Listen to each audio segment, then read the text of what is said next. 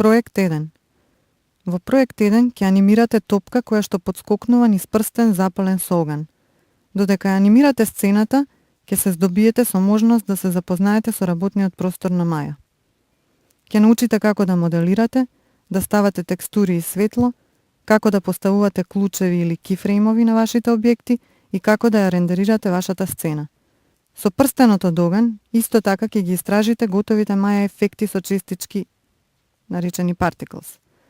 Откако ќе завршите со подскокнувањето на топката, ќе погледнете малку подетално во корисничкиот интерфеис на Маја и графиконите на зависности, dependency graph. Овие лекции ќе ви овозможат покомплетен преглед на клучните концепти и процесот на работа кои ќе ви упатат во работата со Маја. Лекција 1. Оваа лекција ќе ве научи како да креирате и анимирате едноставна топка која што подскокнува и скока низ прстен. Како што ќе учите да креирате и развивате анимирана сцена, така ќе се запознавате со корисничкиот интерфеис на Маја, наречен Maya's User Interface. Во оваа лекција ќе го научите следново: како да креирате примитивни објекти, како да ги поместувате објектите во 3D просторот, како да ги користите алатките во Маја, како да го менувате изгледот на вашите објекти, како да ги анимирате со поставување на клучеви или сеткис и како да пуштите анимирана секвенца на плейбек. Креирање на нов проект. Маја го користи концептот на проект заради полесно организирање на фајловите. Можете да креирате директориуми кои содржат поддиректориуми за зачувување на вашите фајлови. Вие ќе снимате вашата работа во фајлови, сцени, наречени scene files. 1. Стартување на Маја. За да започнете со работа, потребно е да ја стартувате Маја. Кликнете два пати на иконата на Маја на десктопот или впишете Маја во командниот прозорец на Windows. 2. Креирајте го проектот. За да можете подобро да се снајдете и да ги организирате вашите документи или фајлови, направете проект директориум кој што содржи поддиректориуми за различните типови на фајлови кои ќе ги содржи вашиот проект. Одете во файл менито и селектирајте Projects, Set. Ќе ви се отвори прозорче кој ве води до Маја проект директориумите. Отворете го фолдерот Learning Maya. Кликнете на фолдерот Проект 1 за да го селектирате. Кликнете на копчето ОК. Ова го поставува проектот Learning Maya како ваш тековен проект. Одете во файл менито и селектирајте Project, Edit Current. Проверете дали проект директориумите се поставени исто како на слика 1. Со ова ќе се осигурате дека Маја гледа во соодветните поддиректориуми кога ќе ги отвара сцените. Ако некои од вредностите се некоректни, променете ги така како што се прикажани на слика 1. 3. Креирање на нова сцена. Селектирајте File, New Scene. На овој начин ќе бидете сигурни дека вашата тековна сцена е дел од новиот проект. Креирање на објекти. Секоја сцена која што ќе ја креирате во Маја започнува со објекти. Овие објекти можат да вклучат работи од типот на површини, деформери, коски или емитери на честички. Во оваа сцена вие ќе креирате топка и подна површина. Креирање на топка. За почеток, вие ќе креирате неколку едноставни објекти кои ќе ги анимирате, текстурирате и рендерирате. Првиот објект е примитивна сфера која ќе послужи како топка. 1. Менување на мени сетовите. Тука во Маја има 4 основни мени сетови: Animation, Modeling, Dynamics и Rendering. Овие мени сетови се користат за да се добие пристап кон различните типови на алатки. Од поп-ап менито, кое се наоѓа во левиот агол од статус линијата, селектирајте Modeling, како на слика 2. Како ќе ги менувате мени сетовите, првите 7 менија остануваат секогаш исти, додека останатите ќе се менуваат за да го прикажат оној мени сет кој сте го избрале. 2. Креирање на NURBS сфера.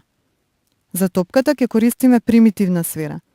Таа ќе биде изградена од Non-Uniform Rational B-Spline, NURBS геометрија. Во подоцнежните лекции ќе научите повеќе за овој вид на геометрија. Од менито Create селектирајте NURBS primitives, sphere. Сферата е поставена во центарот како на слика 3.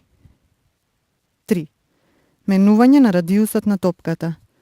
Сферата е процедурален модел. Ова значи дека таа е составена од делови наречени нодови. Едниот нод ги користи информациите за позицијата на топката, едниот за обликот или формата, shape, на топката и другиот ги содржи влезните input информации кои што ја дефинираат историјата на конструкцијата на сферата, користејќи ги атрибутите како радиус, почетен и краен аголник, sweep и степенот degree. Вие можете да ги менувате атрибутите на input нодот во Channel Box панелот за да го смените обликот на топката. Channel Box панелот се наоѓа на десната страна од мониторот и ви овозможува да ги менувате клучните атрибути многу лесно. Од input секцијата во Channel Box панелот, кликни на Make NURBS Sphere. Тука ќе се отворат неколку нови атрибути спремни за менување. Кликни на атрибутот со име радиус. Внеси ја вредноста 2 во полето и потоа притисни на копчето Enter. Сега топката е дупло поголема во перспективниот прозорец како на слика 4. Подсетник. Друг метод за менување на големината на сферата е менување на низиниот размер Scale. Во Маја многу често можете да постигнете исти резултати со помош на различни методи. Со тек на време ќе си одберете техника каква ви одговара во одредената ситуација. 4. Преименување на нодот на топката.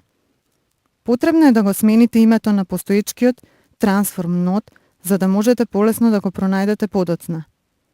Кликнете на името NURBS Sphere на врвот од Channel Box панелот за да го селектирате, осветлувајќи го. Впишете го името топка и притиснете на копчето Enter како на слика 5. Движење на топката. За да ја смените позицијата на топката, ќе ја користите алатката Move. Оваа алатка вклучува и рачки за манипулација, Manipulator Handles, кои ви даваат контрола за движење на објектот. 1. Позиционирање на топката. Сега можете да ја користите алатката Move за да ја смените позицијата на топката во однос на работната мрежа. Изберете алатката Move. Во центарот на објектот се појавува трансформацијски манипулатор, Transform манипулатор. Кликнете на зелената рачка на манипулаторот и влечете за да ја поместите топката по Y-оската како на слика 6. Рачката на манипулаторот станува жолта, што значи дека е активна во моментот. Подсетник. Трансформацијскиот манипулатор има 3 рачки со кои овозможува движење по трите оски X, Y и Z. Тие се означени со црвена боја за X-оската, зелена за Y-оската и сина за Z-оската. Во Маја, Y-оската е свртена нагоре по автоматизам. Тоа значи дека Маја има Y-App координатен систем по дефолт. 2. Креирање на 4 панели за преглед. По автоматизам, еден перспективен панел ќе се појави во работниот прозор. За да ги видите и другите панели во вашата сцена, треба да ја смените конфигурацијата на панелите. На горниот дел од перспективниот панел, одете во Panels менито и селектирајте Saved Layouts for Views, исто како на слика 7. Сега можете да ја гледате сферата користејќи ги трите ортогонални панели од горе, топ, од страна Side и од напред Front. Исто така можете да го видите објектот и од перспективниот панел што наликува на 3D светот кој што ве обкружува. Оваа повеќе број на конфигурација на панели е многу корисна за позиционирање на објектите во 3D координатниот систем. 3. Менување на позицијата на топката. Кога ги движите објектите во ортогоналните панели, можете да го правите тоа по 2 оски, наеднаш со влечење на центарот на манипулаторот или да го ограничите движењето по една оска користејќи една од рачките на манипулаторот.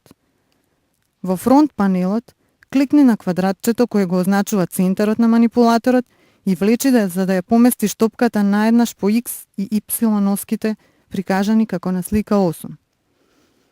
Користете го манипулаторот во различните панели за да ја позиционирате топката над подлогата како што е прикажано на слика 9.